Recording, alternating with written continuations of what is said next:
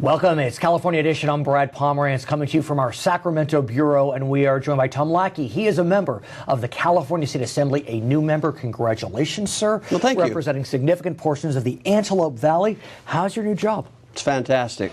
You know, it's definitely a people-driven atmosphere up here, Sure. and I love people. A lot of characters. And great diversity. And let's talk about your background and what your background brings to Sacramento.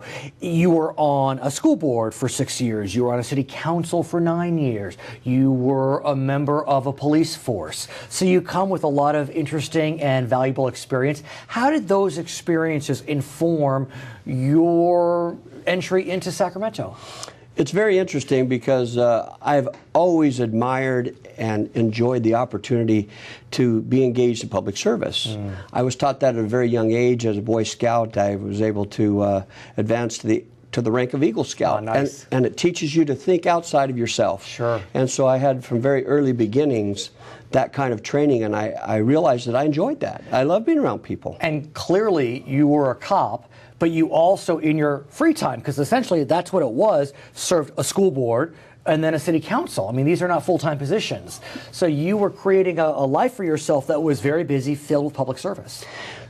The cool thing was, too, is my father set a great example as a young man. My father was a town dentist. We were in a very small community called Boron. Okay. It's a borax mining town out there. Yes. And he was on a school board, and he was very, very active in public service. So he set a great example for me, and I always wanted to emulate my father as a young boy. Right. And I pursued a career in education. My degree's in special education. Oh, really? Okay. My dream was always to be a highway patrolman.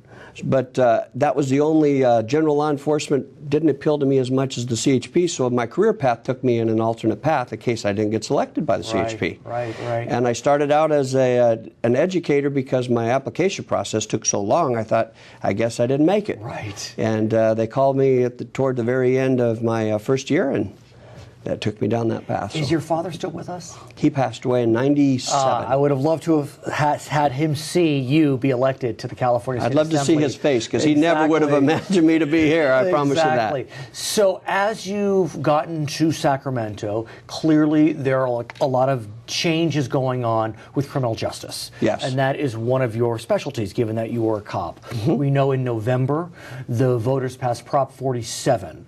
And what Prop 47 did is it reclassified certain crimes from felonies and or wobblers to misdemeanors. Now, on the one hand, sir, that's helping with our prison overcrowding crisis. On the other hand, there are some folks that feel as if there are a series of unintended consequences. Talk to us about what's happening in the post-Prop 47 world. Well, it's one of the problems when we tried to pass criminal laws through the initiative process. Right. It's well intended, but unfortunately, because of the lack of vetting and checks and balances, we overlook a number of issues, and it didn't take long for a number of these concerns to surface. And the most serious one that I took hold of my very first day being sworn in, I proposed my fix, was this Assembly Bill 46, which addresses date rape drugs. We believe that they were a different classification, and so we wanted to bring attention to those particular drugs, and we've done that. And what's interesting about that bill is you were able to find a sponsor in the Senate who's a Democrat. Yeah, Ms. Galgiani. Right, so that's the type of bipartisan cooperation we like to see as voters in our state. So under that proposal, it would allow the date rape drug to remain a wobbler, meaning the possession of it, so that the prosecutor could then use that status as a wobbler to try to create some type of rehabilitation for the offender. And what we've done with AB 46 is we've attached another meaningful aspect, and this was part of our compromise. We wanted mere possession to return it back, but we believe that this will allow it to have more focus and more application, because now we've applied an intent piece to the possession.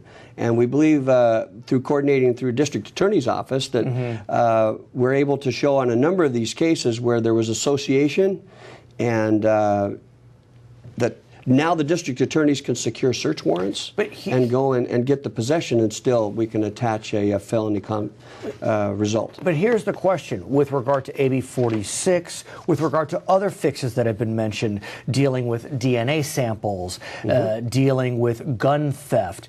I believe you would likely need to go back to the ballot, and that gets complicated. But my bill will not have to go back to the ballot because it's new law. It doesn't return back. What it does, this creates a whole different law now. And that's one of the reasons that we adjusted and made the amendment, is because we wanted the remedy to be before the end of 2016.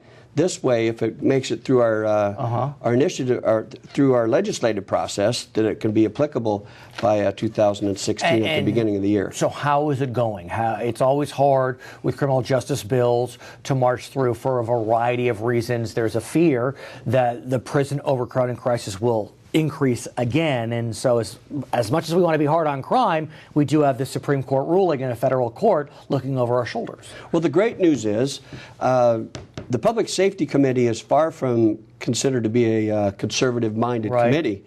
Our bill at this particular stage went through with unanimous support yesterday. Nice, okay. And so we believe it has great energy to move forward, and now it goes to appropriations. We don't believe there's going to be a big cost, so we're hoping to move it to the floor, and then we'll be also coordinating with Senator Galgiani in whatever way we can support her efforts as well. And we hope it has legs here. Let's talk about another element of the drug situation presented before our state. We know that many individuals want to use drugs recreationally. We know that in Washington State, we know that in Colorado, we know that in Alaska, in Washington, D.C., they have legalized the use of marijuana for recreational purposes.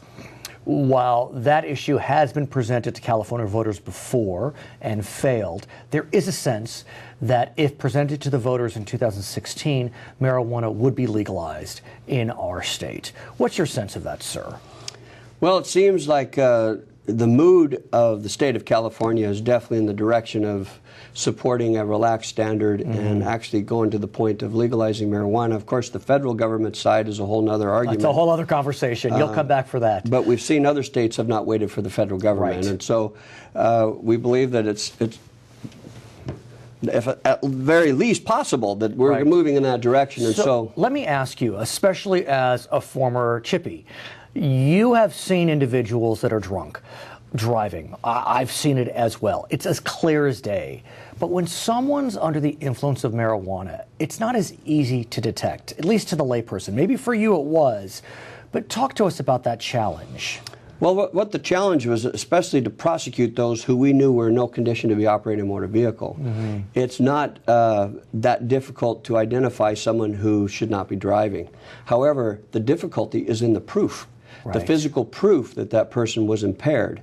And so it's always been hard, especially with marijuana, because the intoxicating piece of marijuana is the THC levels. And those THC levels remain in the system long after impairment. And so it's not a clear indication of impairment. And so AB 1356 looks at this issue. And what will it do?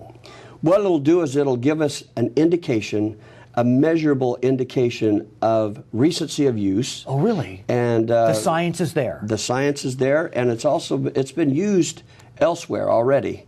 We would not be the first pilot case. Do we know if we can look at the recency statistic as well as the amount of THC in the system, that therefore equals impairment? Do we have that? We believe that we're working in that capacity, and once we're able to partner those two pieces together, along with all the other observations and all the other evaluative indicators, that we can actually show that this person should not be operating a motor vehicle, and we can remove them from the roadway. That is the biggest piece. You'll come back and tell us more about this? We're excited to do that. You bet. His name is Tom Lackey. He is a member of the California State Assembly. My name is Brad Pomerance. We are coming to you from Sacramento on California Edition.